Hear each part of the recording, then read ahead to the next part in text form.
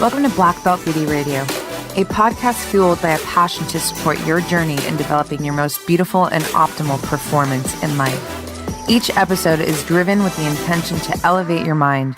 When we elevate our mind, we elevate our life. So get ready. It's time to rise.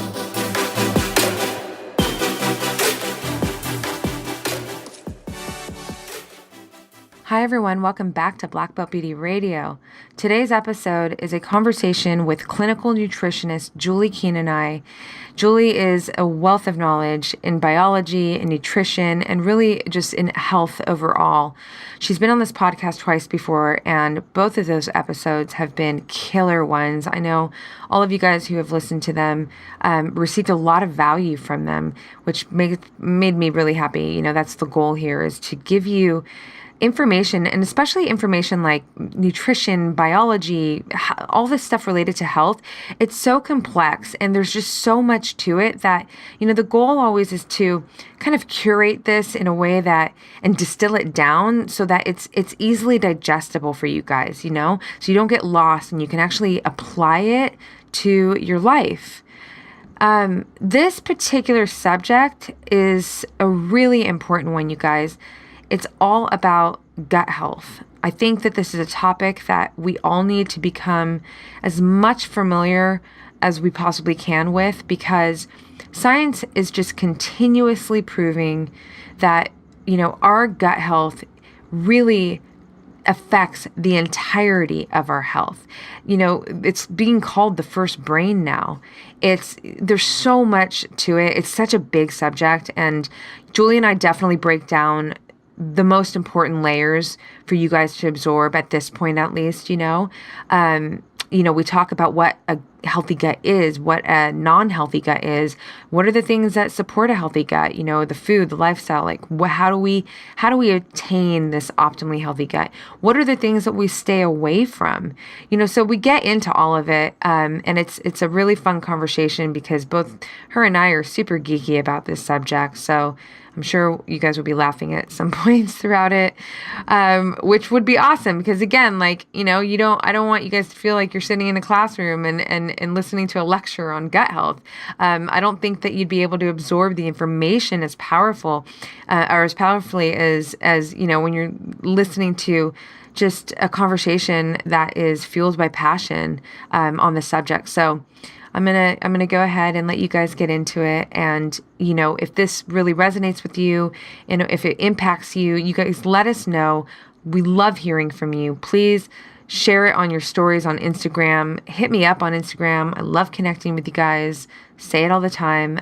It's so important and so valuable to me. So definitely let us know what you think. Share this episode if you did love it, if you do love it, and you know, if you would like to leave a review and rate this podcast, I wouldn't be mad at you for it.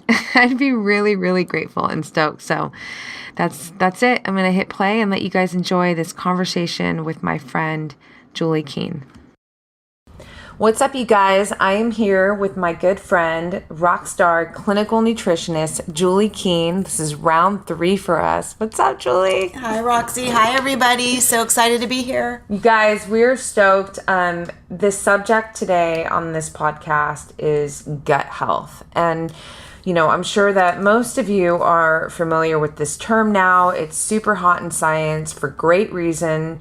You know, science is continuously proving more and more how important having a healthy gut is and how it really affects our overall well-being. So I'm super passionate about this subject. It's super geeky and complex, and which is why I love it so much. And I'm psyched to have Juli here because she can really help to kind of distill down some of the complexity and make it more digestible for all of you to take home because it's so valuable. So I think the first place I want to start is really defining, you know, what is a healthy gut, and then we're just going to run from there. But I think, you know, to put it simply, or this is how I frame it, is, you know, I think of assimilation and elimination, right? And so your gut is essentially like the bodyguard, right? So like what you eat, for example, isn't even in your body yet. As funny as it sounds, right? Because you're like, no, it's going in my mouth, it's going down that.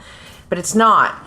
when it is assimilated from the gut, the gut is going to decide what stays and what goes. And a healthy gut, a gut that is working optimally, knows how to extract the nutrients that are important and vital for our optimal health and assimilate it to, to our body. That's when basically all of that stuff from our food enters the body. And then to eliminate, which is also a very important part of a healthy gut, our gut decides. So we have the large intestine and we have the small intestine. Our small intestine is where our microbiome lives. Put a pin in that. We're going to come back to that later because that's a huge subject. But that's when, our gut decides, a healthy gut is going to decide, okay, this is not necessary. We are going to eliminate, which means, your bowel movements are healthy and you've got like 1 to 3 of them going on every single day. So, and this is essentially going to bridge us into what a non-healthy gut looks like. But I really just wanted to frame that because, a lot of times you hear healthy gut, what is that in the first place, right? It's like, okay, so just think of those 2 words, assimilation and elimination. When your gut is working optimally, you are assimilating the nutrients that your body needs to perform its best, to feel its greatest, to prevent aging, all of it. And it is also simultaneously eliminating everything that is unnecessary, toxins, all kinds of things that we do not want nor need. So that's a healthy gut. Now let's move into a non-healthy gut, which I know you, as a nutritionist, you experience a lot of your clients coming to you with gut issues, or maybe they don't even know that it's a gut issue, right? Right. A lot of them think it's normal. That was very well said, by the way. Excellent. I love how much you know about this stuff. And it can get really complex. So you just really drilled it down.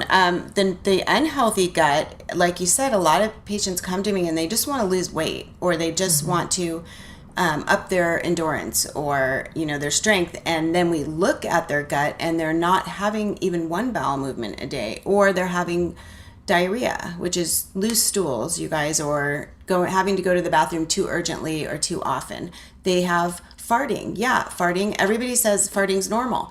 Farting, if it smells really foul, is not normal. Yeah. Having too much hydrogen or methane gas in your gut and having to release it all the time, it's really not normal. It might be common, but it's not normal healthy function. So IBS, what else? So I hear reflux often. I hear acidity in my stomach. I hear the worst things are like Crohn's and colitis, but almost, I would say 80% of the people I see have something like that related to their gut. Yeah. That hiccups, burping, all that kind of stuff is because there's a problem in the gut with your microbiome, your microbiota, your digestive system. Your elimination, your assimilation, right? Your assimilation, which is also like, think of it as your body is not only absorbing nutrients, but it's actually taking what you eat and creating nutrients in your body that your body needs to use. Like, that's how smart it is. And then all of these nutrients and this information goes to run your brain.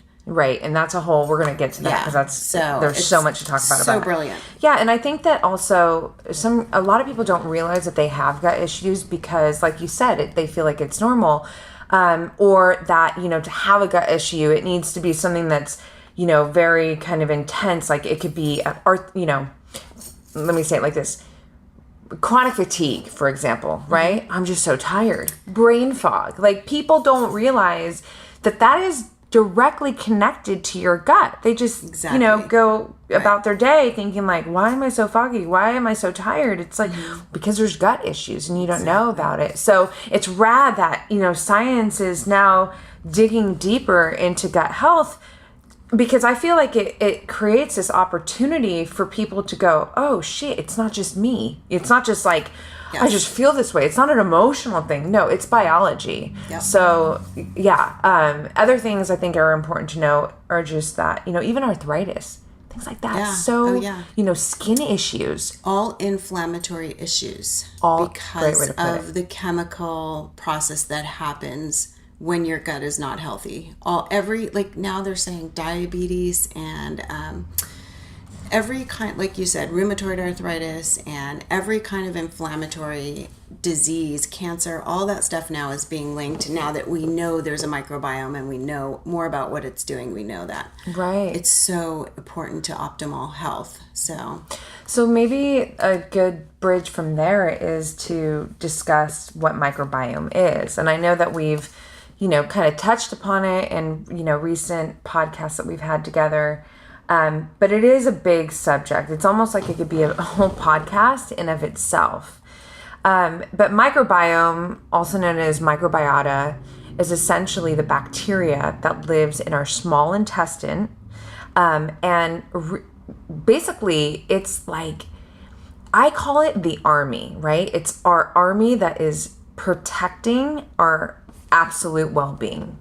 It literally communicates to our brain, which means that it's affecting our decision-making process, our emotional well-being, all of it. So I want to kind of break apart what I just said and get into the details a little bit more. But, microbiome is something that, again, is kind of relatively new to most people, but it is becoming more of kind of a trendy word out there. Yeah.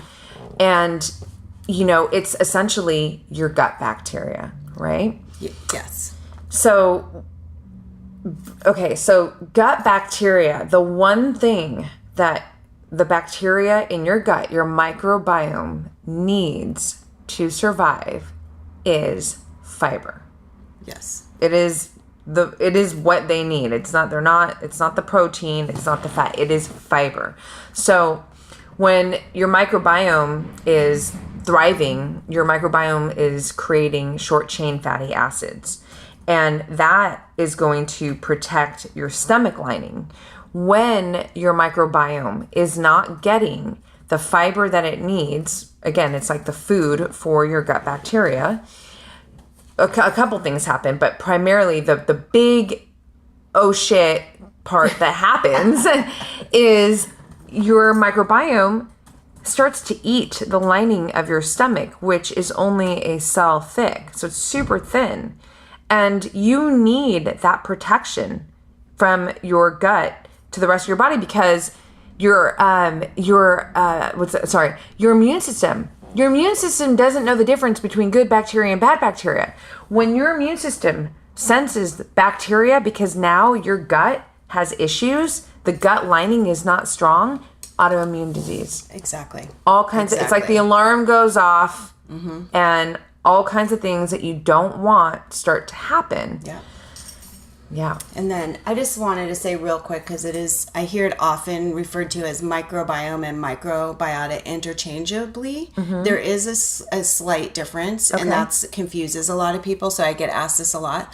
The microbiome is more, after we did the human genomic project and we got all our genes done, we mapped them. They mapped the genes in the gut. Okay. So the microbiome is almost like the instructions for how to deal with the food that we eat, and it's more of the whole community that exists in microbiota now. And these science, we get it in little pieces, and is there new? Like, I didn't know this stuff when I became a nutritionist when nobody knew it. But the microbiota is more the actual bacteria, the viruses, the fungus, everything that is in there already, and then the stuff that we can actually add to our system. So it's not a huge difference, but I think people get confused when they're reading a study or something, one versus the other. Okay, cool. I love that. Otherwise, you put that all really, really well. And thanks. Sorry. So I think that's important because, again, this stuff is complicated, and the whole goal is to make this as clear as possible. So it's really, really easy to absorb. But you guys, most Americans, I think, are getting like 16 grams of fiber a day, which is so gnarly. And it's I think less. Really? Because I read a study that said 16, but I wrote it down. People's diets all day, Roxy. Some of them do not eat a vegetable for weeks. And I don't include like a little bit of corn on your lettuce, on your iceberg lettuce. To me, technically there's some fiber in that, but nothing there, corn and iceberg lettuce, are feeding your microbiome or your microbiota anything good. Yeah, so here's that's such a great point, and it got me now thinking in two different directions. One, all relative though. Yeah. When you think about, so fiber, food, your microbiome lives in your small intestine, right?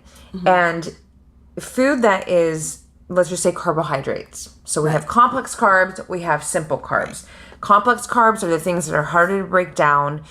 There's fiber in it, insoluble fiber, soluble fiber, that goes down, mostly insoluble, that goes down to the small intestine and is able to feed the microbiome, right? Right. Whereas like a simple carbohydrate, so think sugar, candy, bread, dairy, even high sugary fruits. And bread, which is like cake basically.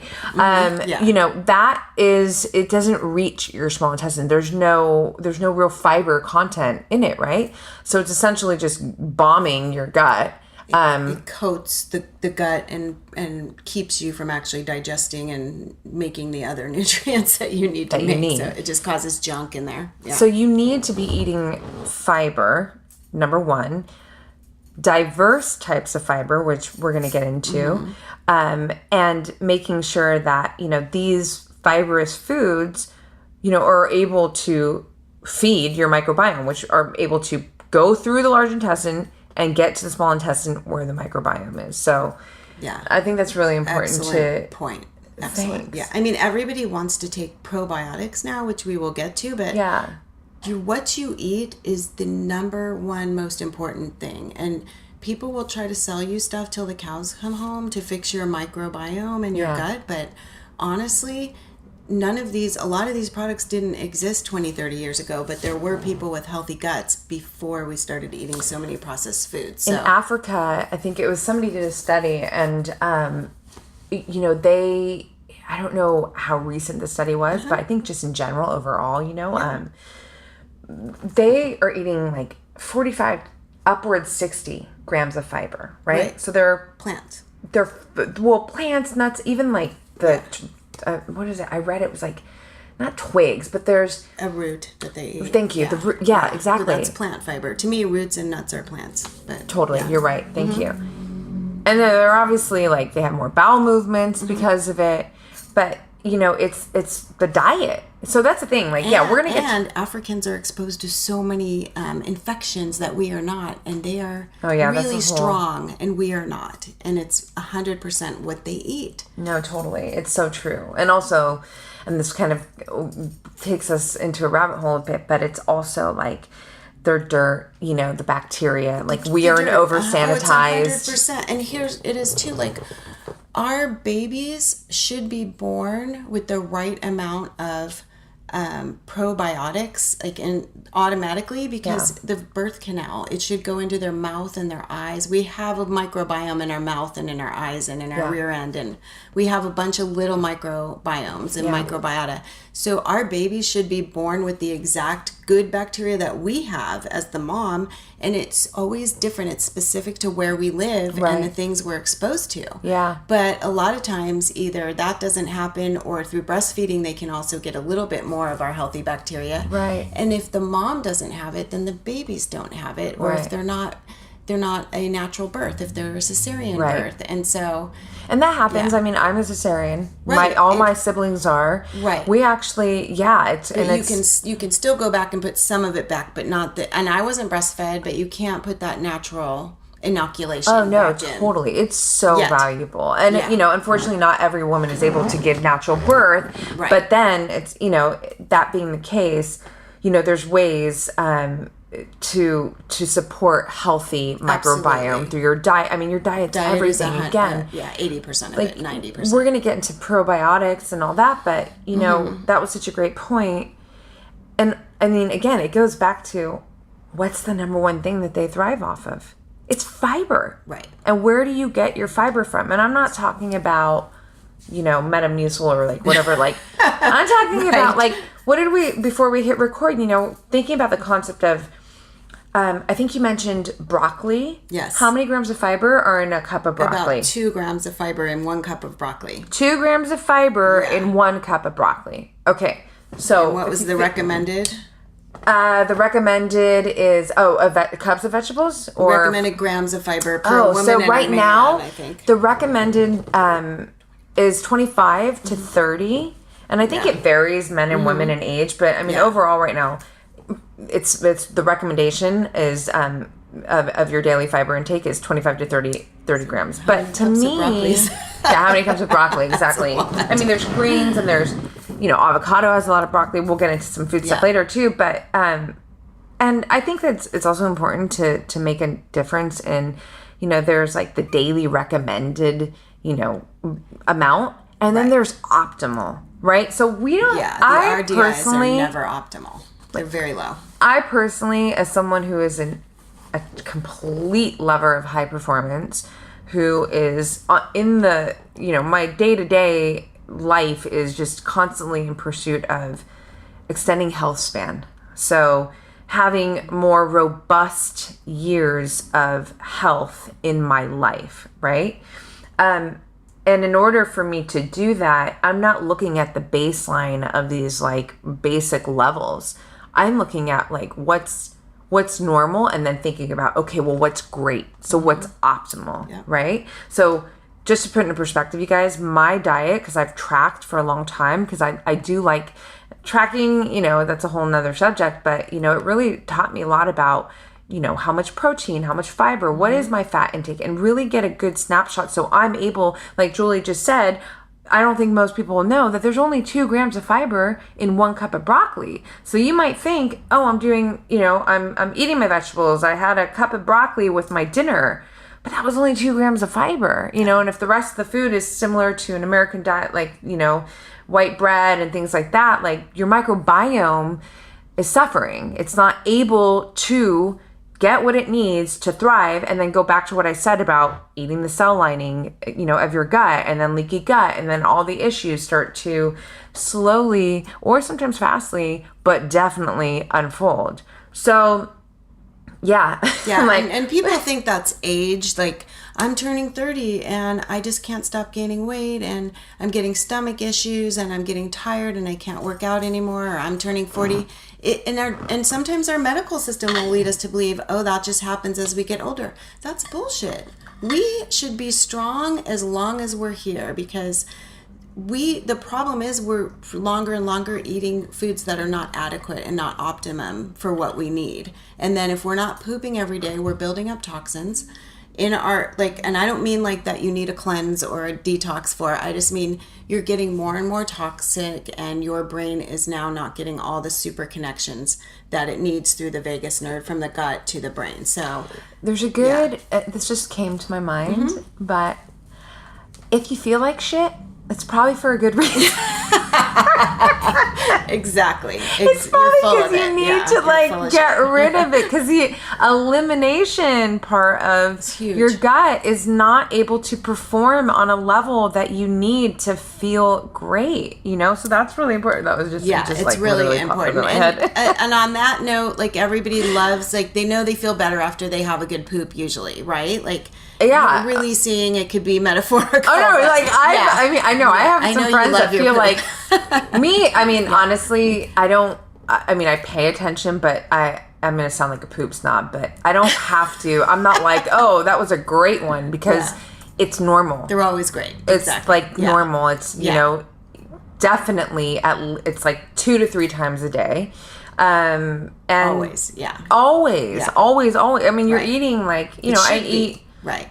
I eat between 2 to 3 meals a day, or sometimes it's just 2 bigger meals and maybe like a little snack in between something. So, when I'm eating, there's going to be, again, elimination that's soon to follow, right? And there has to be, you guys. If you're eating 3 times a day, you should be pooping 3 times a day, not too long after your meal. Right. Maybe an hour, maybe 3, but closer is better. And it's not that meal, though. It's a couple meals back, like certain amount of hours back, depending on your motility and your system. But your metabolism. If you're eating 3 meals and you're not pooping it more than once, there's a problem. You're definitely looking at some sort of a problem. And people used to think I was crazy, but now they're starting to believe me. Your poop should not smell disgusting. I know it's poop, and I know it's well known for not smelling great. it should not smell terrible, because it really should have no smell. And that's when you know that you're getting enough fiber and you're getting healthy. If you do have to pass gas, it shouldn't run everyone out of the room. If it smells like something died in there, then I think you need to get some help, because that is not normal. It's very common, especially the little kids, maybe because they just walk around announcing that they're, farting and do it all the time, but it's not normal. And when I start working with people, that's the first thing they notice is they start pooping every day, and they stop. The parents even tell me, with the kids, oh my God, my house doesn't stink anymore. Or the wife will say it about the husband, or the people tell me themselves, like, I'm not embarrassed at work anymore. Right. So that's not normal. So it's common, but that just because something's common doesn't make it normal. Yeah. Well, I know like a lot of people too in the fitness world, it's like, protein can lead, right. It's this is such a sexy subject, you guys. Protein without the digestive enzymes to handle it, and too much protein. Yeah, I know. Turns to ammonia and right. So just Which, summary of that part of the sexy topic, just pay attention. If it's something that isn't, if it's overwhelming. Yeah. Maybe that's the best word to use. That's a signal for us that something's wrong. That's so great. Yeah. I love that. We should never smell bad. Even BO. We should not have horrible BO, you guys. It's just doesn't have to be a part of our lives and our experience. That is toxins, and that is just stuff going rancid in your body. That's connected to our gut as well. And your digestion and your assimilation. Yeah. It's so rad. It's so amazing how everything is really connected to the gut. Right. But again, it makes so much sense, like going back to the idea that, what goes into our body is not actually in yet. It's this processing system that says, you go here, you stay here, you do this. So brilliant. It's so crazy. I know, it's amazing, right? That's why this subject is so fascinating to me. So one thing that I want to go back to, because I think that it's actually really important to kind of dissect, is this whole concept of leaky gut. Because I think, so what I've been hearing actually is that a lot of doctors have kind of even rolled their eyes at this leaky gut, like they're like as if it doesn't exist. But now with more and more science proving so many, how the gut health is so important, and what, microbiome and all this stuff, there's more doctors who are actually paying attention to it and giving it its due credit that, it's an actual thing. Can you break down what leaky gut is and Sure. the most important parts about it? Leaky gut I learned about like 20 years ago with functional medicine. That wasn't me, the chair. The chairs make noise, guys. Sorry, so just putting that. Yeah. So leaky gut is also called intestinal permeability. Basically, it's your gut lining is no longer intact. So your gut should have these junctions of where it's really strong, and it's actually like a garden to grow all those good bacteria and your microbiota. Now, when we are overrun with the unhealthy bacteria, a lot of these things actually destroy that mucosal lining.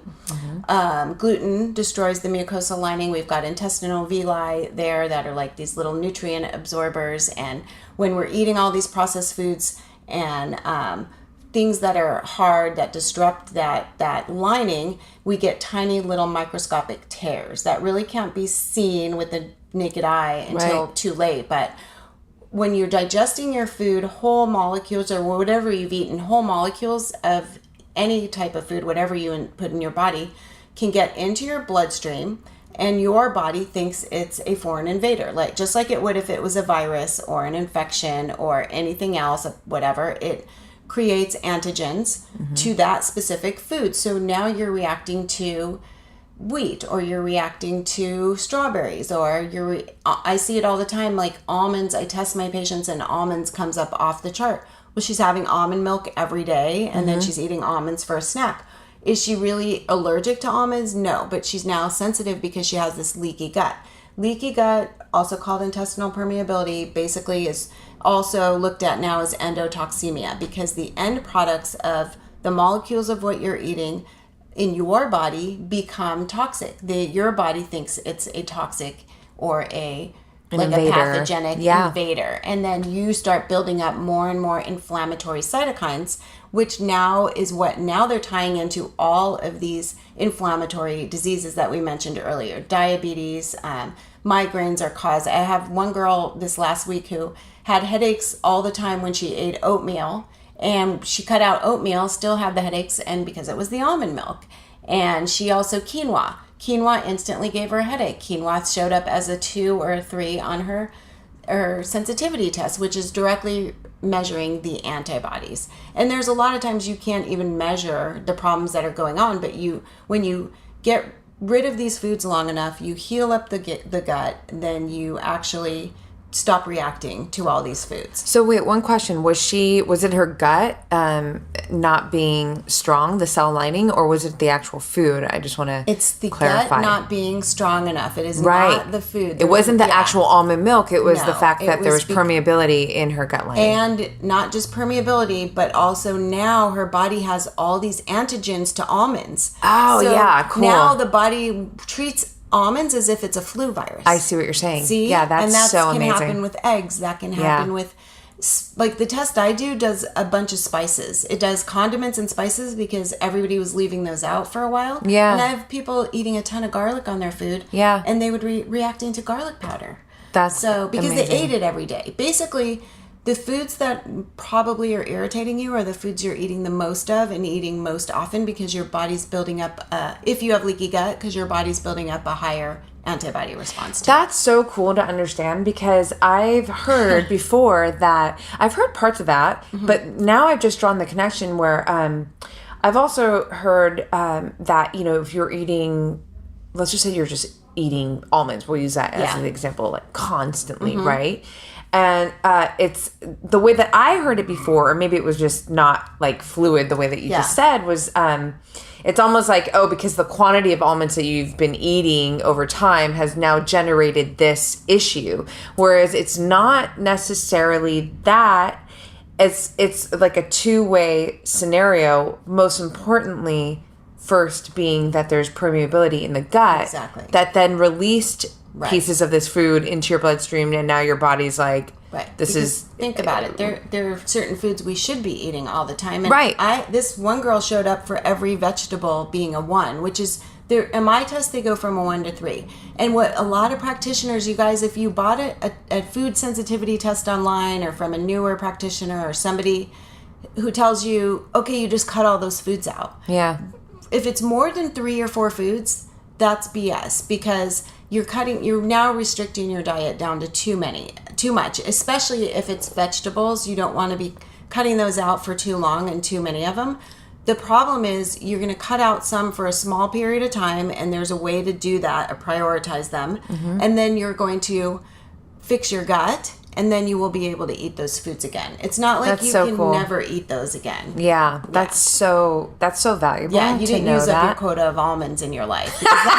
Right? I know. That's such a great way to put it. That was actually one of the questions I got when we asked for questions on this microbiome. Oh, really? Yeah, it was. Oh, that's so cool. I found out I'm allergic to these 4 foods. Can I never eat them again? Yeah. And the answer is if you're allergic, which is an IgE immune response, you can never eat those again because that's like an anaphylactic peanut real allergy. So as far as we know, you don't ever want to play around with those. But if you're sensitive and it's even high on just a sensitivity test, first of all, make sure it's accurate and that somebody has looked at it who knows what they're doing. But at some point, once you fix the underlying problem, you can eat those foods again. So that's great, too, to point out. There is a major difference between food sensitivity and an actual food allergy. Yes, and I think that there is like... That term is, I think it gets messy these days. Yeah, it's used interchangeably a lot. Right. A lot. And that's why doctors like poo-poo because a lot of them, they're like, that's BS. You're not reacting to all those foods. You're not allergic to all those foods. And when people go, my something's happening. I'm getting migraines every day. I think I'm having a food allergy. And then they do the scratch test on your skin. Yeah. Or even the blood test and don't see any IgEs. That's why, because you need to test for IgGs. But they're not understanding that, a lot of them, because IgGs typically isn't an allergy. IgGs is a pathogen.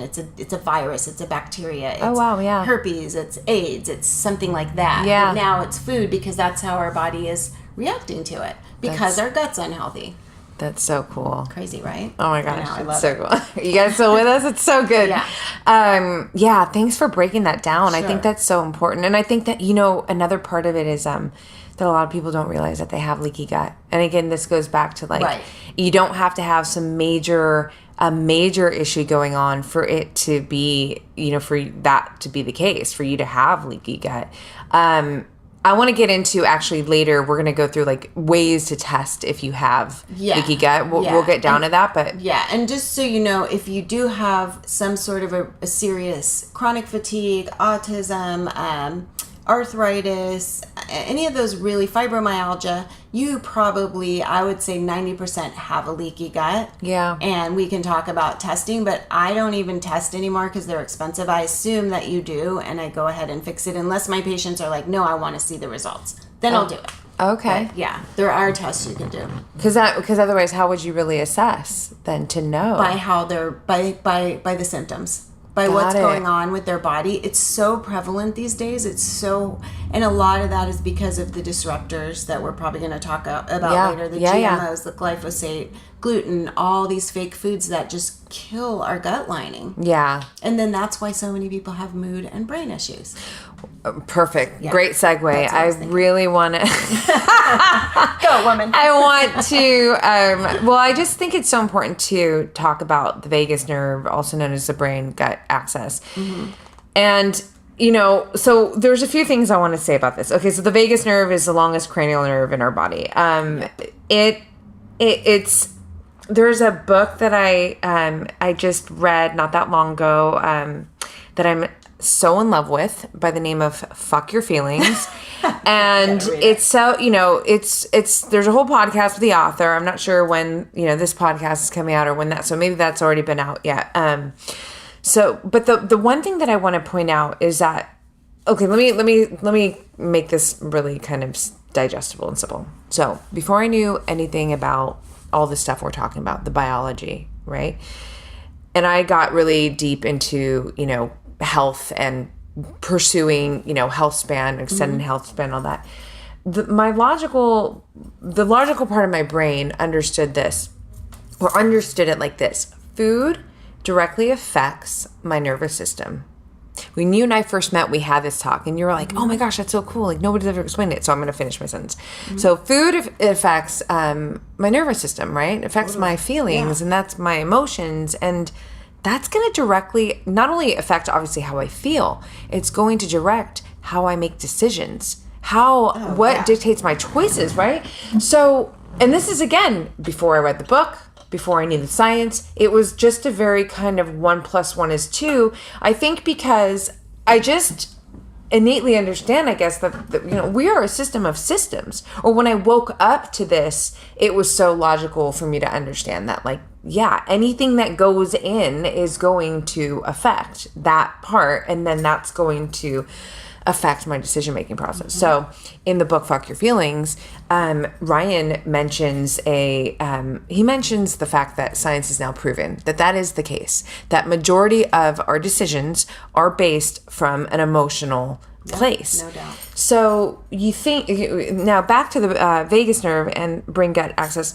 So what is going on in our gut is communicating by way of our vagus nerve, brain-gut axis, to our brain. And then that goes into the whole subject of brain health, right?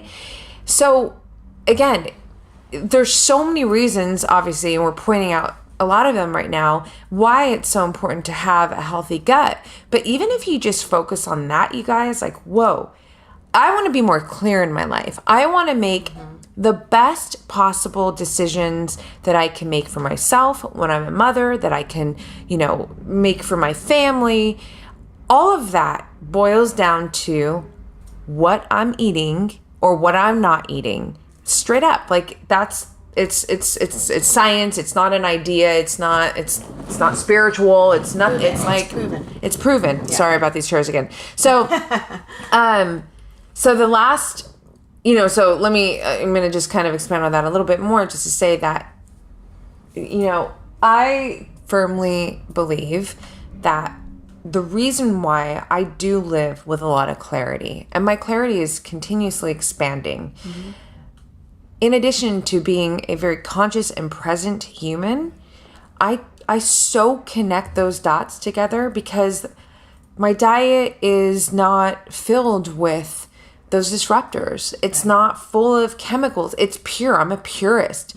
So you got to think like, and I'm also, it's not just the purity. It's not like, oh, I just eat a salad and it's all good. No, I'm literally thinking about my fiber content, my healthy fats. I'm thinking about everything that is going to optimize the health of my gut. And, that then bridges to overall optimal health, right?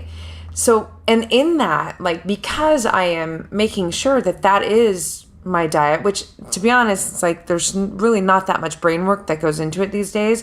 Because it's just such a natural, it's lifestyle, but it really does affect, me being able to be here and be present and make stronger decisions. And I'm getting deep because you guys know that's where I live. But even on that subject of just getting deep, self-connection, my ability to have a very profound connection with myself, my highest self, 100% I'm going to connect that to my diet. Oh, yeah. If I was, infected with foods that were just totally getting in the way, hurting my gut, not, creating the processes that I need in my body to generate this kind of, health essentially, then there's no way here's the last bit of my rant.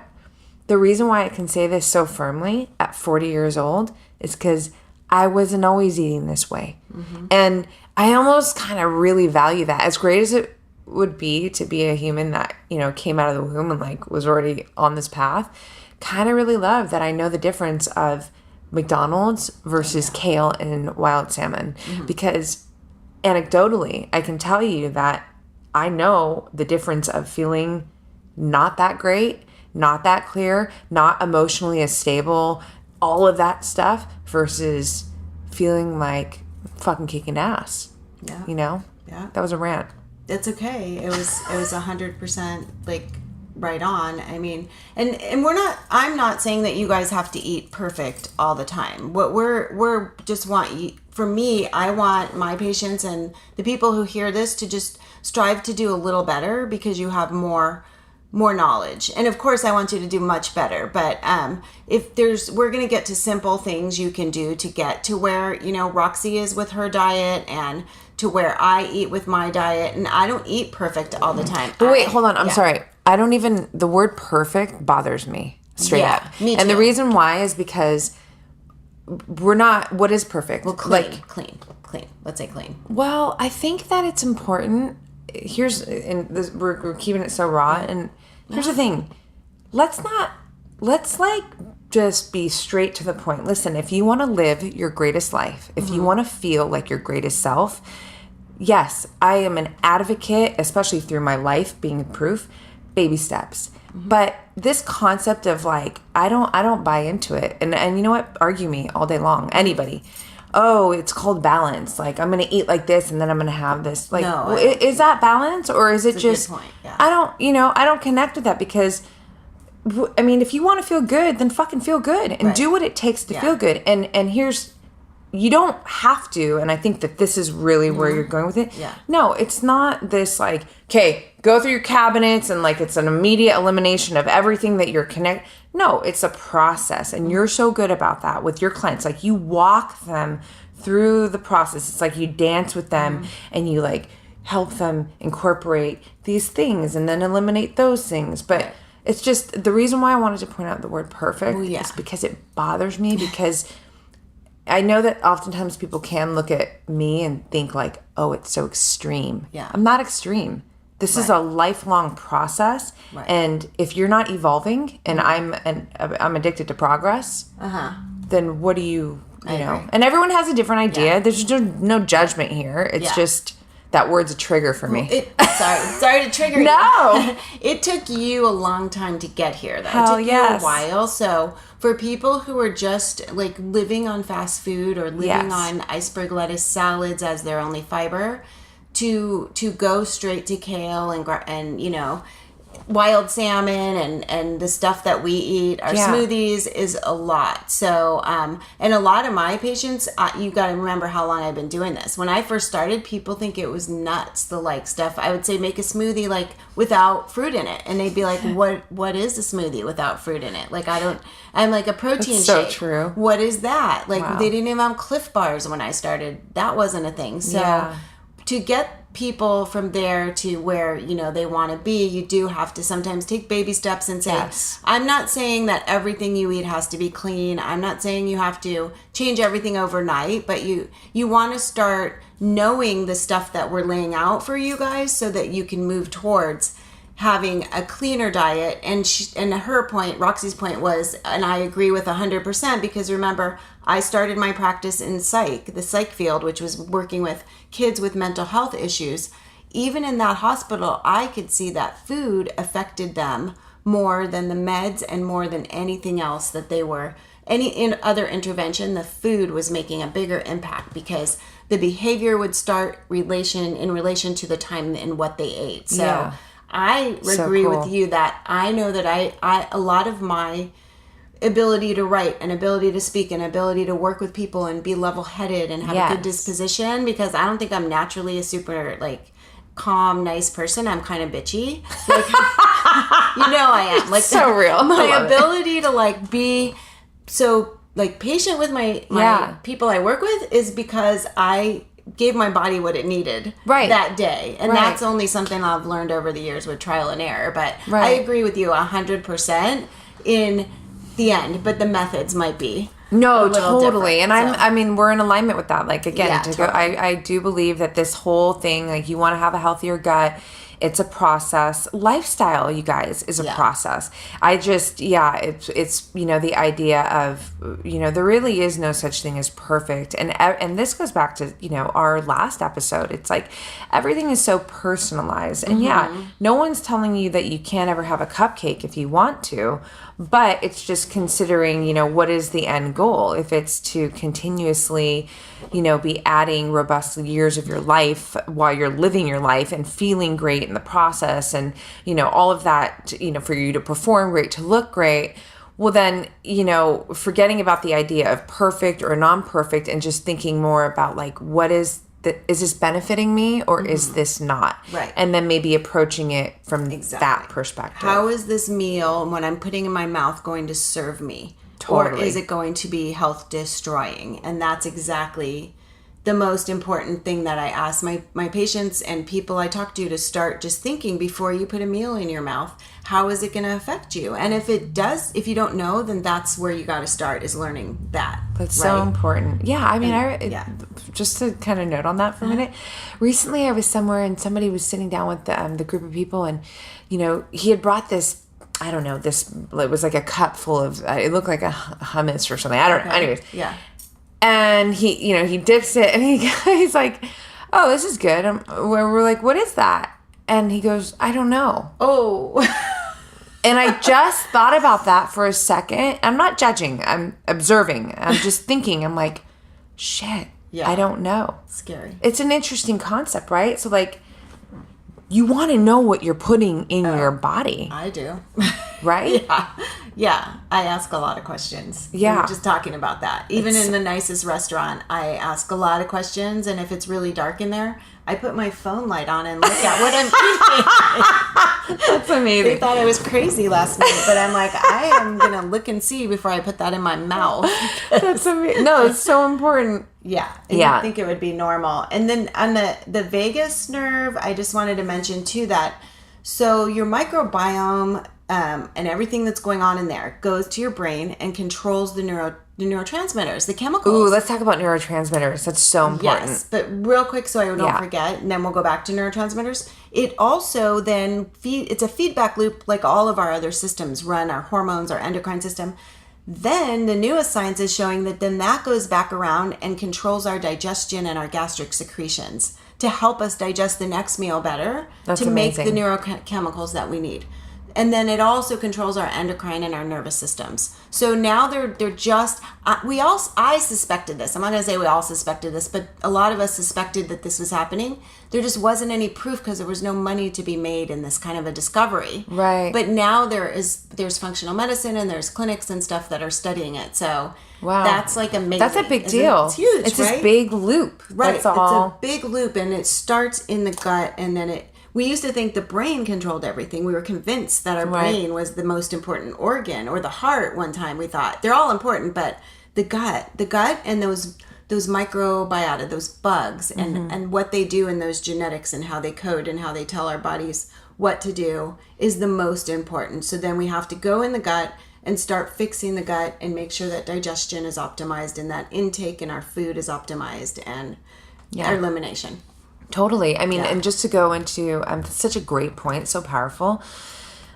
System of systems, right? Yes, all these systems. You know, serotonin. Yes, I just want to point on that. Exactly. I love just that. like the one neurotransmitter. So serotonin is like the feel-good hormone, right? One. Yeah. It's also the secure and safe hormone. Everything's good.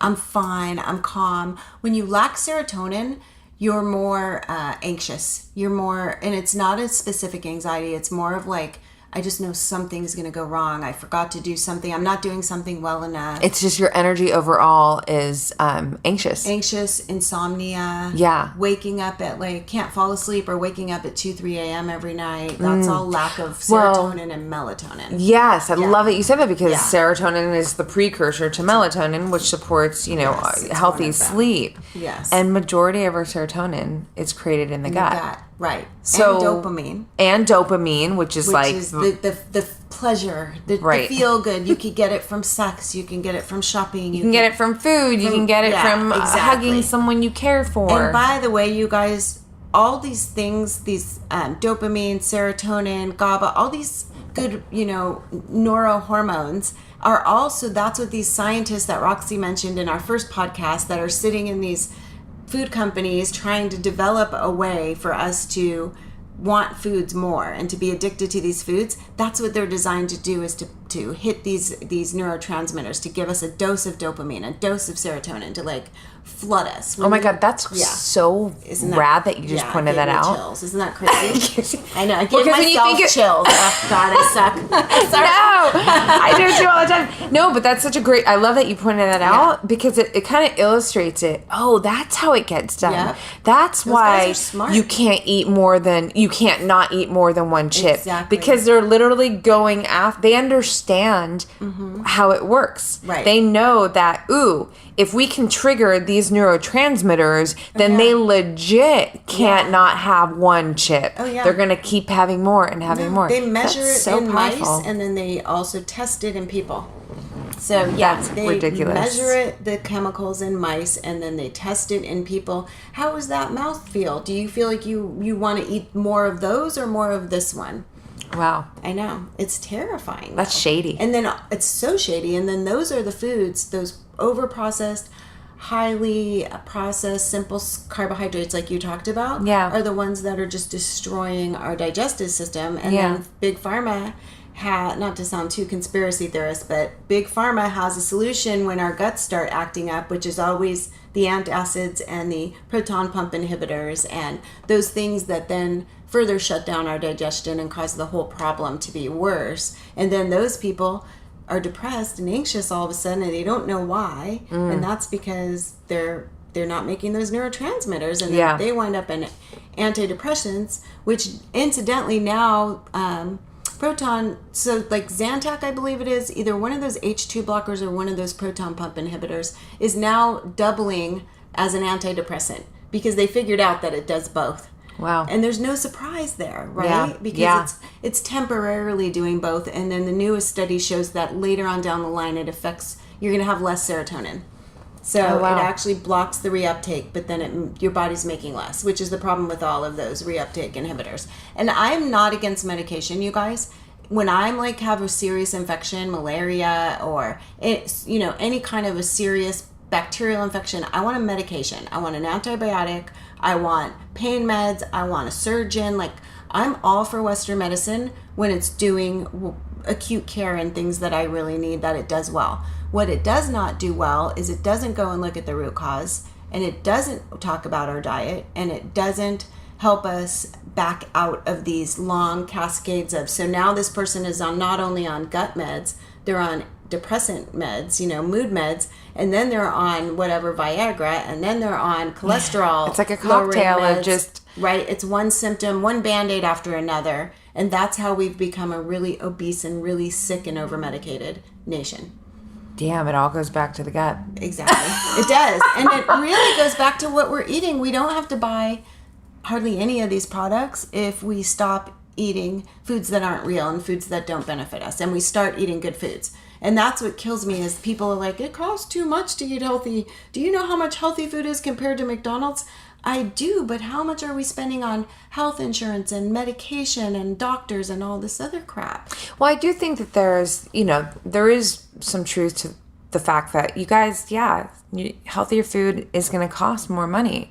But I say this, I've said this for so long, like, pay it now, pay it later. Exactly. I mean, truly, like, that's it. And, I would rather pay that extra money for me to feel great, especially while I am, when I'm cellularly very young, right? And I'm able to really maximize my output to create the life that is going to, better take care of me in my later years, versus like, I'm going to skip over that part now and then later when I'm, older and more tired and oops, now there's big things happening and shit, now I got to figure out how to pay for this and I'm going to be in the hospital and doctors and like, that's not fun, man. Yeah. That's not fun. That's not cool. And even if, and this goes back to your point of what you were saying, like, even if it's not the whole thing, but eventually, hopefully you get there in terms of diet, right? Yes. So let me frame this like this. If throughout the week, you typically would eat out 90% of the time, but you scaled it down to now you're cooking, 40% of the time and the rest you're eating out. That's where, you can start to make a difference to where maybe the offset of cost is like, it's not that major, right? You know what I'm saying? Like, oh yeah. Yeah. So, sure. If, did I say that right? Eating at home is cheaper, even if you're eating organic foods. And I know they're more expensive. I know that, but they're so necessary because I don't even think I said that. I think I said that very unclear. Well, that was what you meant, right? That you're going to save money not eating out as much, eating at home. But you also, if you don't cook yet, that's okay. Honestly, you guys, I'm a clinical nutritionist all these years. I didn't learn how to really cook until like 3 years ago because I didn't have time. Like I didn't make the time, but I was in school full time. I was working full time. Like I had a baby. I was busy, you guys, running a practice with other nutritionists under me. So I'm just learning, but you can pay other people to cook for you, and you can have meals made that cost less than what a restaurant makes. And like there's always Whole Foods Hot Bar, although that's not always all healthy, but there's things like that we can do to try and incorporate more healthy foods and not have the cost of it be so exactly that's essentially what I was trying to say. And you're going to save down the line, because I feel sad when people come to me and then they're my age and they're really sick and infirm. Yeah. And I don't even want to, they ask me how old I am. I don't want to tell them because I feel terrible that it's not your fault if you are overweight and you're sick and you have fibromyalgia and all these issues. This is the foods we've been taught to eat literally by the people who we thought were setting the guidelines. Right. And because they were in with the food companies, it wasn't correct information, but it's never too late to stop and go back and start making the changes now. Yeah. That's a great point. Yeah.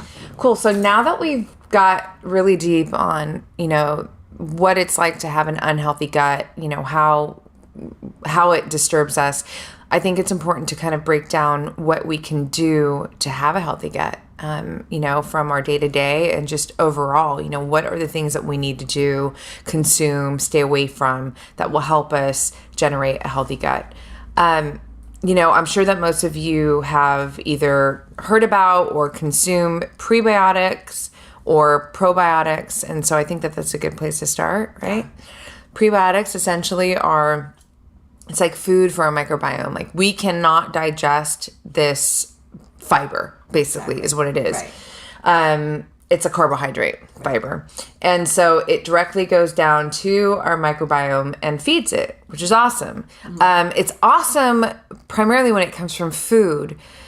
It's, we can also get it through supplementation. Julie, you were saying earlier how, you're seeing a lot of it put into like protein bars and all kinds of different foods in general, right? Yeah. And it's not necessarily, a health disruptor, but ideally you want to be getting it from food sources, right? Right. Right. Well, inulin and chicory, I get asked this a lot. Inulin and chicory have been used for maybe the last 10 years, maybe 15 to give people that prebiotic fiber, that certain type that you would find in garlic, onions, artichokes, things like that. And it's only a part of each of those foods. And then when it's in inulin and chicory, which are the same thing, they're just different names, those actually can feed the unhealthy bacteria in your gut. So there's things like Klebsiella, and there's commensal bacteria, means it can be in your gut and be healthy for you, but when you have too much of it, it's bad. And that's when people ask, like, why is my protein shake or my protein bar giving me gas? Why is it hurting my stomach? And then when you look on the list, you either see inulin, chicory, or you see prebiotic, or it'll say FOS, which is fructooligosaccharide, or you see GOS, which is a galactooligosaccharide. Basically, that's a different chain sugar that your body cannot break down, like Roxy said, but that these bacteria, these bad ones, are eating at a faster rate than your good bacteria, or maybe it's just that you have too many of those. So that is not for you. So if you eat something with FOS or GOS, because it's so prevalent in supplements and products now, I would say a big thing is put the brakes on and then go to somebody and get tested and make sure, or just stop eating it and try to get your prebiotics then from foods. Yeah, which is the ideal way anyway. Right, asparagus. I know bananas, even though it's higher sugar, but it's still Jerusalem artichoke. An unripe banana is a great way to do that. That's so right. You're right, actually. Yeah. Right. Garlic, onions. Oh yeah, great for it. So important. Great for it. Probiotics. Yes. So I hear probiotics, and my mind thinks of supplementation, right? And I take a probiotic. I think it's important to break down a little bit of potentially great probiotics, if there's even such a thing, versus the ones that you want to stay away from. Like, there's so many, I see it all the time, and it's a probiotic and it's like this dairy, sugary, yogurty. Yeah. Oh my God. So like kefir and Dannon yogurt and that crap, you guys, that is never helping your gut because it's doing so much damage on the other end. Most probiotics are grown on dairy, and there are ways to use dairy in growing it, just like a lot of B vitamins are grown on yeast. Like, there's ways to do this without it being so inflammatory and so irritating, but not like just drinking yogurt. And a lot of people don't want to give up dairy, and they use the excuse that they're drinking kefir filled with sugar and yogurt, just because they don't want to give up dairy, because they don't realize how addicted they are to it. But it's really doing more damage to your microbiome than good. You want to have probiotics from companies that have a good reputation. I prefer Doctor's Lines companies. Orthomolecular has a clean one, for example. You don't want any additives in it. You don't want like these mass market, like drugstore brand probiotics, because chances are a lot of that isn't going to be alive. So I use Renew Life, and it's that's a good one. And I also make sure that I think this is important too. Obviously it needs to be refrigerated, right? Your probiotics need to be, for it to be alive, if it's even alive. Most, not all, need to be refrigerated. Really? Like Jarrow has one called EPS. They put out years ago when I used to do technical writing for them, and the EPS is enteric. I think it's enteric protective system or something. So that capsule is actually protected, so that it doesn't kill. They don't die supposedly, and they did the testing, and it goes down into your stomach, and the acid doesn't kill it either, so it gets into your lower intestine. That's amazing. Yeah, and so that's a good one if you're traveling, to just keep on you. That's so good to know, right? Yeah, and I'm surprised that other companies haven't jumped on that bandwagon, because. And it's not like they're going to die instantly if you take them out of the refrigerator either. And it's not like all of them are going to get past your stomach acid either, you guys. So people also think that more is better, like go for this huge amount of probiotics, CPUs. Yeah, but I mean, a moderate, it doesn't need to cost you $80 for a probiotic unless you only want to take one a day.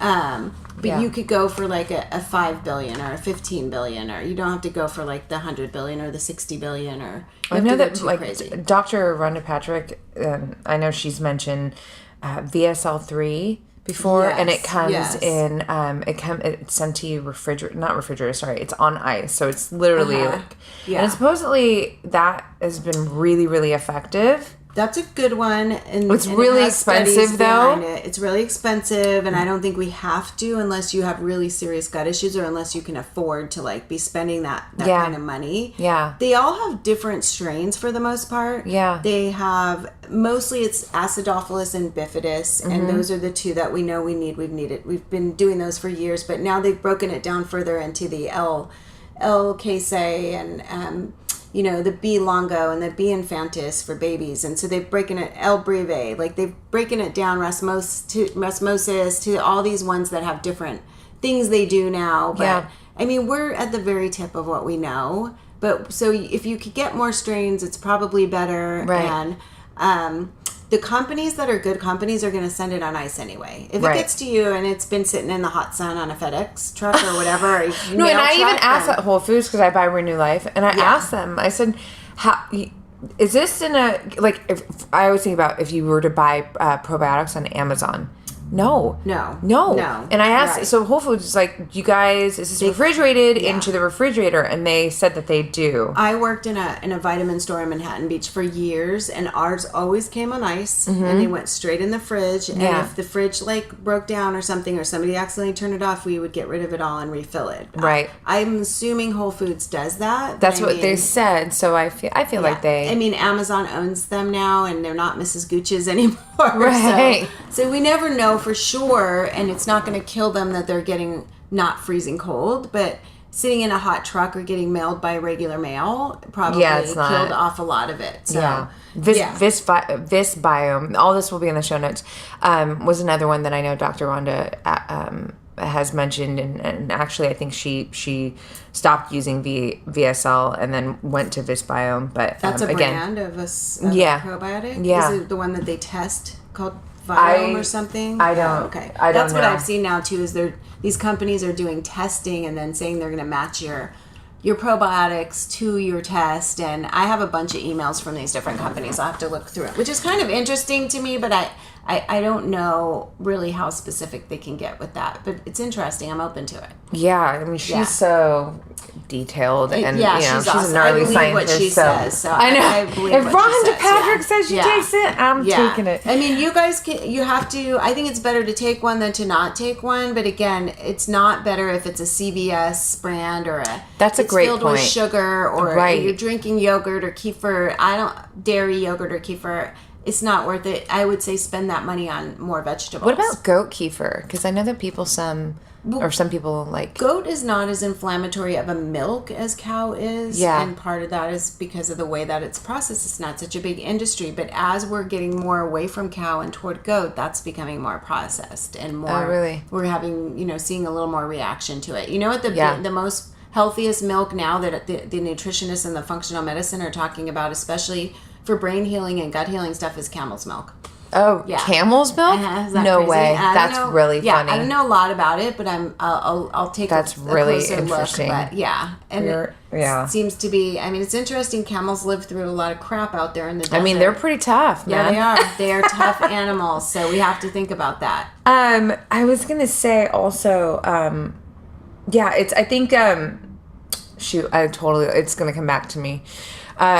Let me just say this. It's important to make note, too, that probiotics are the good bacteria, right? So when we're taking them, the idea is we're depositing more good bacteria in our microbiome.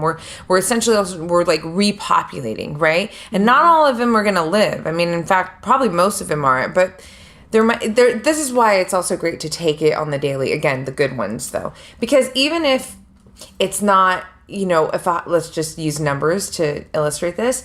If you've got 100 probiotics going through your systems, if 90 of them pass and don't make it through, those 10 will help to strengthen the gut health, so that's really important. And they have a lifespan like we do. They die or they get washed out with the poop. So we do need to be replacing. And I mean, the ideal, I'm always going to say, is our diet, but because our diet is more nutrient deficient now than it ever has been, because our soils are more deplete, and because of everything, the GMOs that go over, even from organic, spray over the seeds that are GMO, and the glyphosate and all the pesticides and all the toxins, like we just don't have as much nutrients in our food to create these things that we need. I feel like we do need to supplement, and especially when our diet isn't. But a bottle of probiotics because you're having gas because you ate McDonald's is like doesn't even each other out. So you gotta kind of be a little bit more savvy than that. The commercials will be like, "Did you eat a bunch of like crap today? We'll take a Dannon yogurt and your stomach will stop hurting." Right.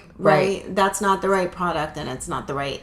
No, and actually that makes me think of some probiotic foods, like fermented vegetables, sauerkraut. And this can go in two different directions, and we should probably just touch on both because we're digging deep in this topic. But, I can say even like if there's ever been something I've eaten in the past, and it could have been kale or something where all of a sudden my stomach felt disturbed, I would go to my kraut or my, some fermented vegetable, and I swear, it's like the army is fighting because I feel better. Apple cider vinegar, I mean, that's another, probiotic. So kimchi, these are foods, fermented vegetables, right? So you have the probiotics in the food.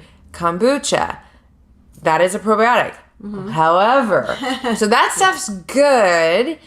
I think the dose is, too is it fermented bone broth. Thank you. Good one. Yeah. With no sugar. Right. But the kombucha. I was going to say, because Julie and I talk about this a lot because, it's this whole idea of like, oh, it's so healthy. Kombucha is so healthy. And that's, what happens a lot. It's like all of a sudden now it's like kombucha is the healthiest thing. Not if you have, bacteria overgrowth that's not... Klebsiella, Citrobacter, Pseudomonas. And these are... Can you explain what that is? These are microbial, like bacterial invaders, if you will, that a lot of us have that will eat that. Even Candida, too, which is a yeast. Oh my God, that's very common huge. Yeast. It will eat that sugar that they've fermented and it, so it's like sugar times hundreds. Yeah. And it reproduces and throws off endotoxins, just like we talked earlier about the leaky gut causing endotoxins. This causes it can cause brain fog, it can cause irritability, it can cause the stomach to ache, it can cause cravings for more, like it can cause your adrenal glands can get involved because it stresses the system out and causes inflammation. So it's not always, kombucha is not healthy for everybody. Some of us can tolerate it. And I don't even know that it repopulates the gut with the right, types of probiotics. And it depends what mushroom they grow, how they grew it. If somebody grew it for you and if it's in a bottle, either way, there's not really any way to tell the true amount of sugar in there. But if you look on the bottle at some of the most popular brands, 12 grams of sugar. 14, the lower ones are 6, 9. But but they are upwards. But again, like to that's 12 when they tested it. Now it's been sitting in a bottle all this time. So how high is the sugar now? Oh my God, that's a great point. Right? How much of a sugar hit? My patients who are really sugar sensitive, or I know they have gut issues, they react immediately. And some, like I got a question the other day. I get this question all the time.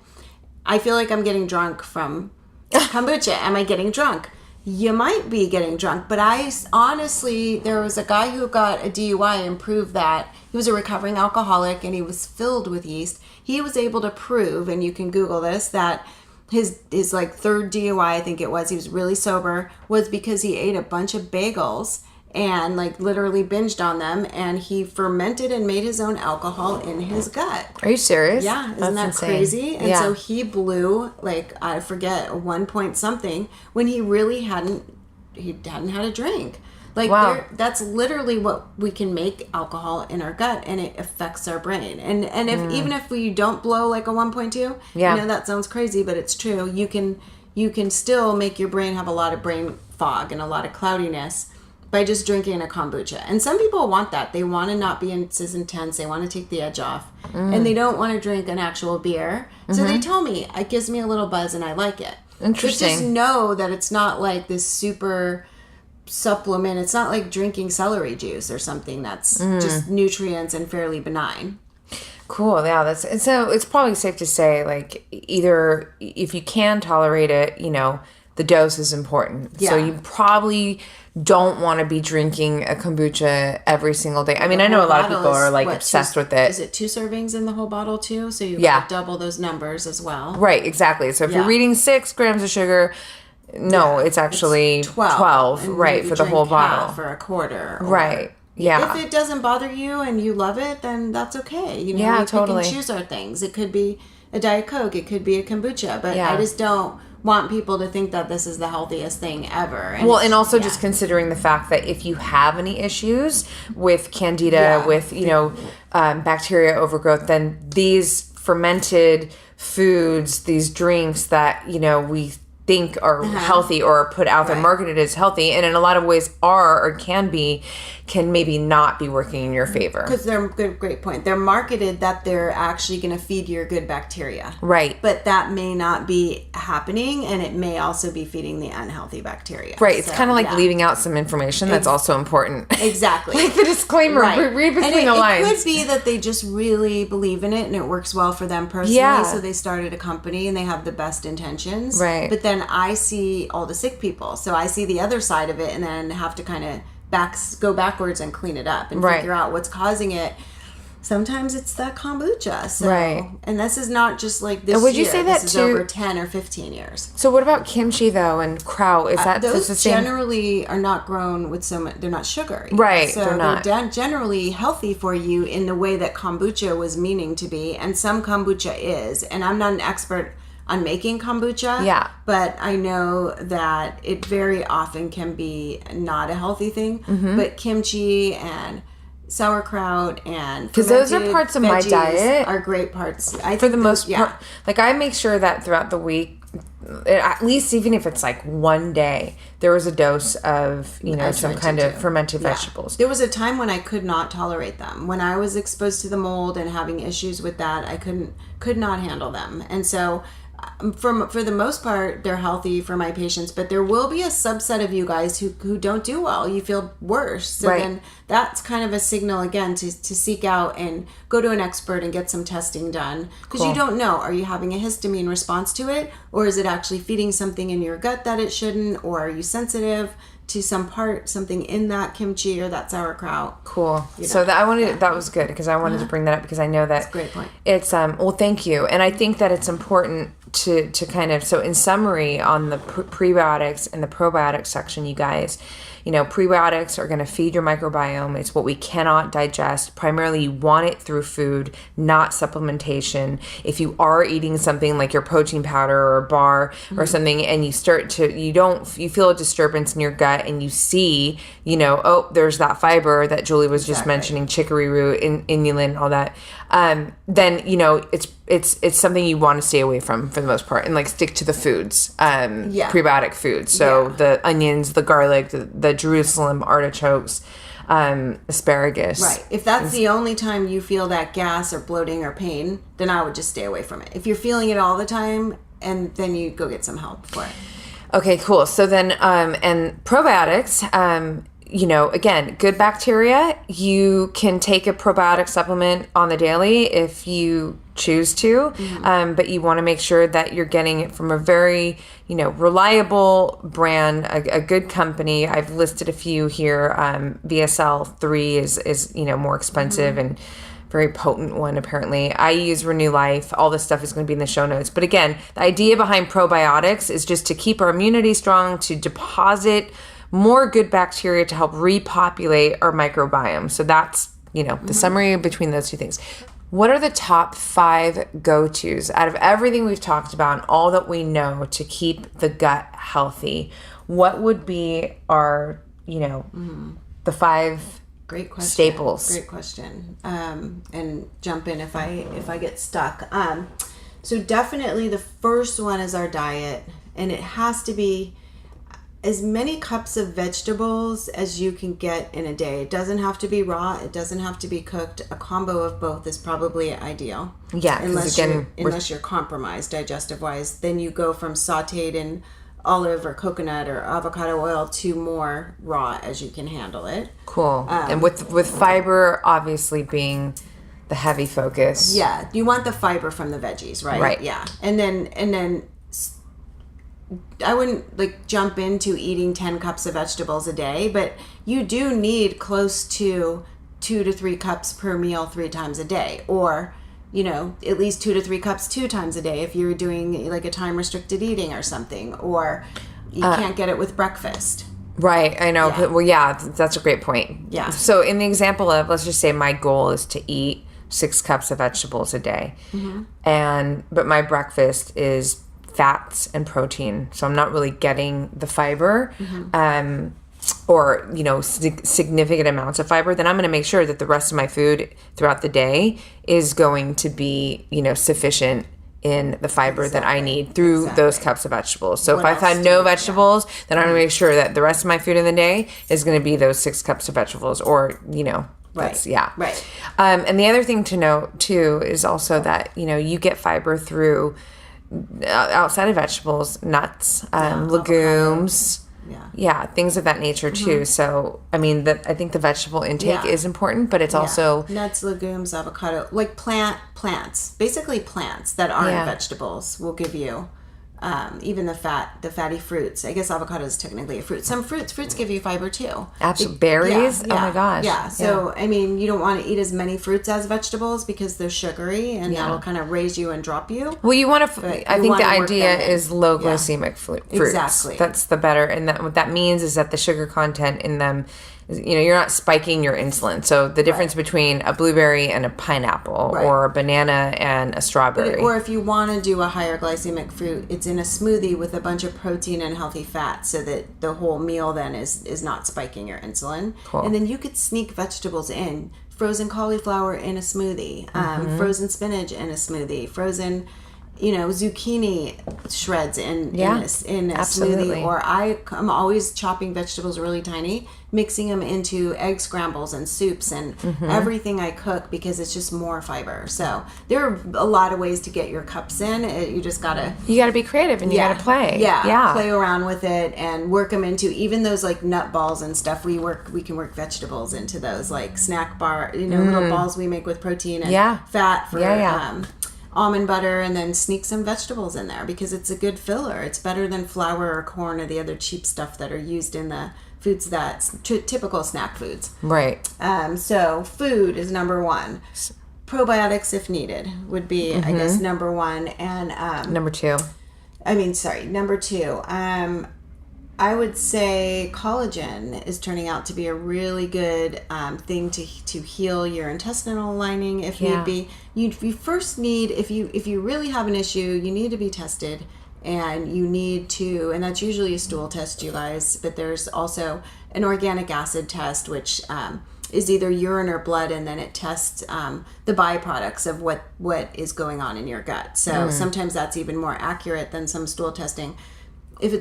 A lot of times I can guess because I've been doing this a long time, and I try to save my patients some money, but some of my patients just really want to test, and I have both to look at, and that's really easy because it lines right up.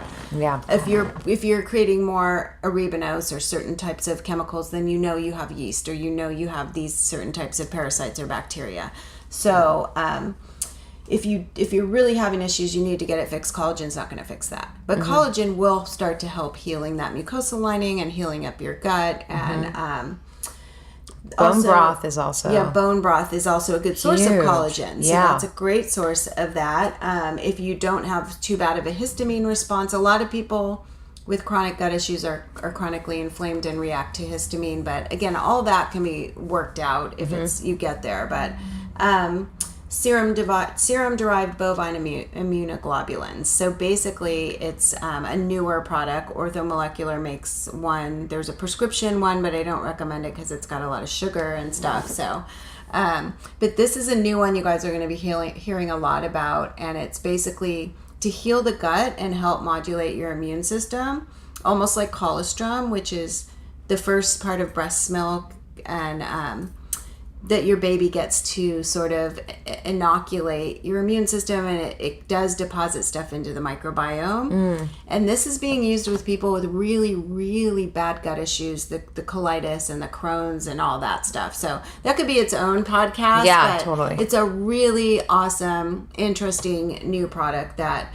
if you Google it, you can definitely find that there's plenty of doctors, or a few doctors working with it now. And then avoiding the stuff that destroys the gut and the good bugs. I mean, I think that's huge. It's huge. It's almost number like, one, right? Yeah, I'm confused now. Right. I'm changing my answer. No, I think that's so. It's I mean, probably the first thing, you're right, is to avoid dairy, sugar, processed foods. I mean, even non-organic foods. I mean, not everybody has that full-time luxury, and I do know that it is a luxury because that does go back to, money. But making as many of the foods that you eat as organic as possible. Yeah, and also for that, you can go to environmentalworkinggroup.com and just look at the really worst offenders, and then pick and choose the ones that you're gonna buy organic and the ones that you're not going to buy organic. Because that's true. The glyphosate and the GMOs literally are wiping out our microbiome on such a huge, and not just those, the other pesticides too, on such a huge level that they're now documenting and trying to track how much illness we have and equate it to that. And I don't think that takes all the blame, because I think it's more processed foods. Yeah. But those are pretty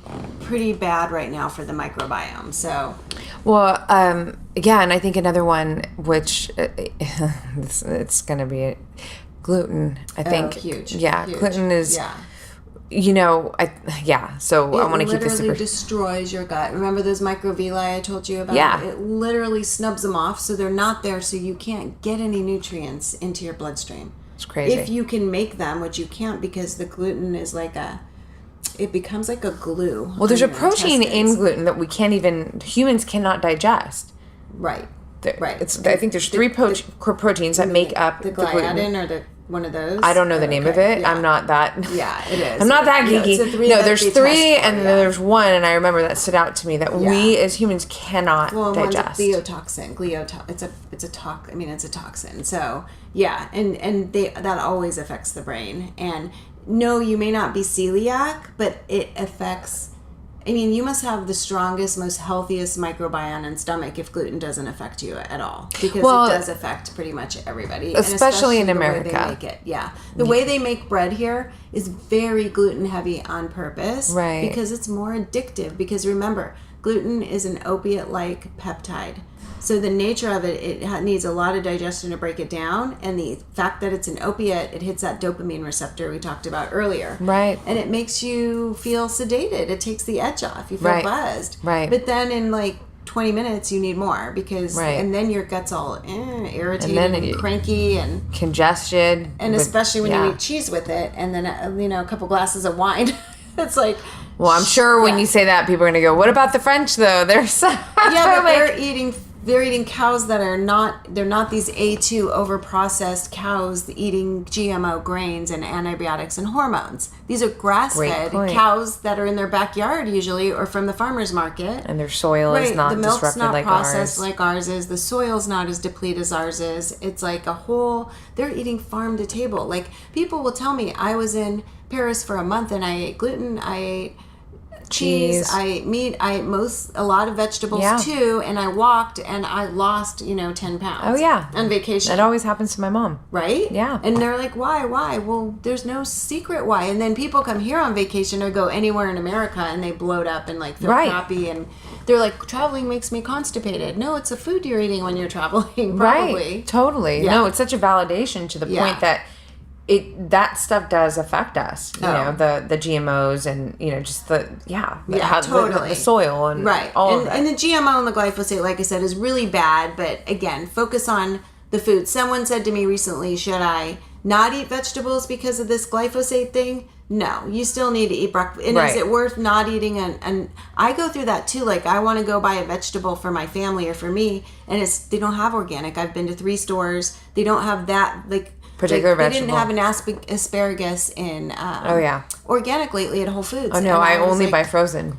Unless they have I didn't even think of looking for the frozen asparagus. I should have. They never do. Yeah, they haven't rare. Recently. I went to 3 different stores, Bristol Farms, Whole Foods, and Trader Joe's, and I finally was like, all right, I give up because I just didn't want to eat the conventional. But that was a good choice. But if it's between not eating the vegetable and eating the conventional, I'll go back to that list. And if it's one of the worst offenders, I probably won't eat the vegetable, but then I'll find it, like Roxy said, frozen, or I'll substitute for other vegetables. I won't just skip my vegetables that night.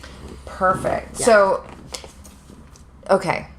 I think a great way to end this is we're talking about the top go-tos, but I want to actually distill it down to what you can do every single day. I want to put it in daily terms. So I think it's still number one is avoiding the sugar, the processed food, the dairy, as many non-organic foods as possible. Chemicals. Number 2 is focusing on your fiber intake and making sure that, you're getting not just like the baseline of the recommended, daily amount, but optimal. So if the recommended daily amount is 25 to 30, then think upwards of that and, get creative, find different ways to do it. Again, veggies, fruits, nuts, legumes, those are going to help to get you there. I think another important, collagen, you mentioned. Yeah. So I'm just going back over them. Collagen, Vital Proteins is a brand that I love. I know Julie has Great Lakes, right? Great Lakes. And both of us, like to put it in, or coffees, or I'll put it in, a smoothie or whatnot, but just to get some of that, the collagen in our diet on the daily. And bone broth is similar. Yeah. I don't do bone broth because I just can't, because I don't eat meat because I just don't like it. In a powder. You guys can do it in a powder. I mean, if you guys can, that's how, even doing collagen for me, it's such a testament. It's pretty much the same as collagen, but it's just a little different breakdown. But it has a taste and if you smell, taste animal, because I don't eat, I eat fish and eggs, but I don't eat any beef or chicken. So even the collagen, that just goes to show how much I know that it's important, that I'm willing to, even though there's no taste in the vital proteins, but like sometimes if there's no blueberries in it, because I'm so sensitive to animal, I'm gonna,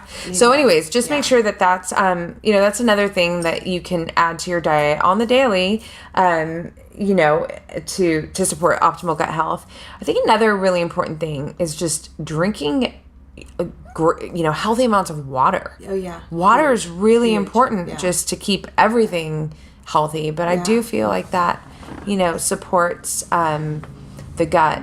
And I think that also, I don't know if it's for everybody, but would you say, I know that I do every day, would you say that digestive enzymes would play into a daily part of gut? I forgot that. But digestive enzymes are really important for most of us. Cool. If you are having the gas and the bloating and all that, first you want to look to your diet, but in the meantime, the digestive enzymes could save you a lot of heartache. And it's just more hydrochloric acid, more protease, more amylase, more of lipase, the stuff you need to break down your fats, your proteins, your carbohydrates, and the hydrochloric acid should help with the bloating and the gas. If you're bloating and you're gassy, you're not breaking down your food as good as it will. And one trick that I tell my patients with digestive enzymes that I love, and I learned it years ago, is you eat half your meal, and then you take your enzymes, and then you eat the other half. You got me doing that. Yeah. That's how I do it. It works really well. Yeah. Because then you don't get the acid.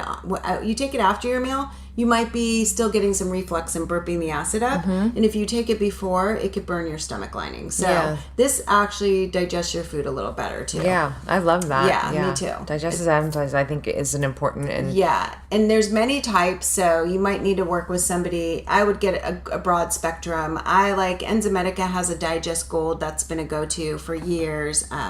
Biotics Research has a hydrochloric acid with pepsin called Hydrozyme, and then if I'll dose my patients with that, and it starts with a small tablet, and then a lot of people need a big capsule and a lot more if they have serious digestive issues, but you might have to work with somebody on that, but at least start with a well-rounded broad. Which one do you use?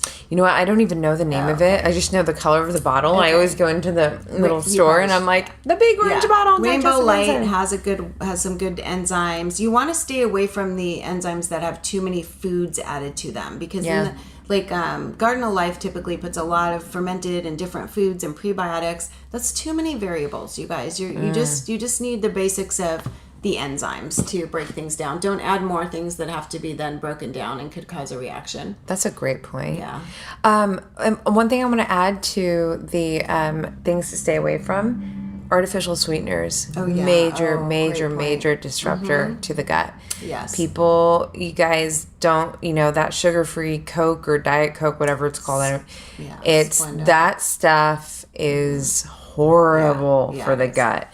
So, I don't need to say anything more on that. Honestly, I'm just throwing that back into with the sugar and the dairy and those things that, the gluten, things that are going to really disrupt your gut health. So, staying away from those things, focusing on your fiber, taking a probiotic, collagen, digestive enzymes, water, also movement. I really do. Oh, yeah. Movement is important. The more that we are sedentary, the less healthy we are, period. Yeah. So, I'm throwing that in, and I know that, it's not this theory, like it's talked about, the connection. But I do think that that's something to pay attention to, again, if we're focusing on what our daily go-tos could be to support optimal gut health. And that doesn't mean movement doesn't necessarily mean that you have to go do a CrossFit thing, nothing against that. But even just making sure that, you got some walking in or something one day, that there's just some movement. You weren't sitting down, for the most part of the day, which I know is so often, a lot of people living, and the driving and all that. So, getting some movement in is going to help support, your gut basically to be healthy, assimilate, eliminate. Exactly. Take the stairs, park further away, simple stuff like that. Totally. The better you start eating, the better you start digesting, the better you start feeling, the more you'll want to move. It's so literally we've been sitting here for an hour and a half and I'm like, okay, I got to get up. Too. I'm ready to go run around the block a couple times and jump in the pool. Yeah, dude, thank you so much, Julie. Again, thank you. You guys, I know it was a lot of information, and Julie and I are so passionate about all this stuff, and the goal is always to try and, keep it as simple as we can, without, staying away from the important things that do need to come out for you guys to really be empowered with the knowledge that can really impact you and your health in a positive way. So, even if you got to go back and listen to this episode, a couple times, I've done that so many times. I continue to do that on so many podcasts, where it's super biology heavy, but it's definitely worth it. One last thing that I'll say is I really believe, getting a grip on our health is the truest form of autonomy that we have in this life. And if you follow me on social media, I'm always hashtag autonomous woman. I really love living an autonomous life, and I focus that, first primarily through my health. It's the one true thing that I can affect and control. So, hopefully that's, an empowering seed in your mind to, just if you're not already there, or if you kind of dip in and out, just to, really take value in the fact that it's your health, it's your one life, and you can totally affect the outcome of it, to have it work in your favor. Yes. I love that. And you guys are here learning this stuff. So that's just, you already want it. Awesome. Yeah. You're ready to go. Or you're deep in it already. Mm-hmm. So on that note, we're going to get up and jump around and move around. And thank you for listening, everybody. I love you guys. So I love you, Roxy. I love you too. Leave us some notes, some comments. We love hearing from you. Let us know your thoughts. Please share this episode. All of it we value, and it really does make a difference too in just getting the word out on this podcast, which is, the ultimate goal. The more people that, can be empowered through this, the better. So thank you guys so much. As always, looking forward to the next one. Bye-bye.